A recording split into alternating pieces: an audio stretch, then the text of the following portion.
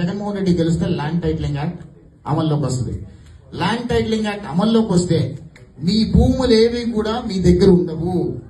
మీ భూములన్నీ కూడా ప్రభుత్వ ఆధీనంలో ఉంటాయి. రేపు మీ కూతురు పెళ్లికో మీ కొడుకు పెళ్లికో డబ్బుల కోసము అప్పుకోగా బ్యాంకులో తనఖా పెట్టుకోవాలంటే మీ భూమి మీ ఇచ్చే కాగితం చిత్తు కాగితం కింద లెక్క.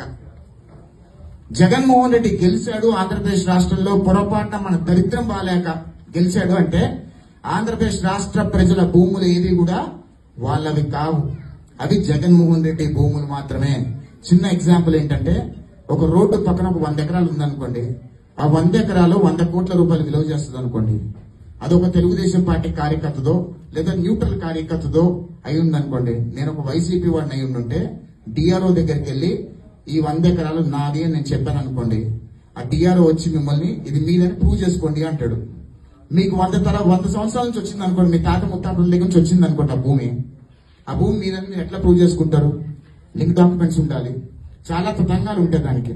మీరు ప్రూవ్ చేసుకోలేరు కాబట్టి ఆ డిఆర్ఓకి 100 కోట్ల ప్రాపర్టీ కాబట్టి డిఆర్ఓకి 10 కోట్లు ఇచ్చారంటే ఆ ప్రాపర్టీ నా పేరు మీదకి వచ్చేస్తుంది. ఇది జరగబోతుంది. This is actually called land titling act. అందుకనే దయచేసి ప్రజలందరికీ చెప్పండి, రాష్ట్ర వ్యాప్తంగా ఉన్న మీ నియోజకవర్గాలలో మీరు కూడా డోర్ టు డోర్ క్యాంపెయిన్ చేసి తలా 2 ఓట్లు మార్చగలిగితే వైసీపీ వాళ్ళకి జగన్మోహన్ రెడ్డి వల్ల ఆంధ్రప్రదేశ్ రాష్ట్రం ఎలా సర్వనాశనం అయిపోయిందని చెప్పగలిగితే ఆంధ్రప్రదేశ్ రాష్ట్రం బంపర్ మెజారిటీతో తెలుగుదేశం పార్టీ కూటమి గెలవబోతుంది. రెండో విషయం ఏంటంటేనండి, ఇక్కడ ఆంధ్రప్రదేశ్ రాష్ట్రంకి పట్టిన దరిద్రం జగన్మోహన్ రెడ్డి.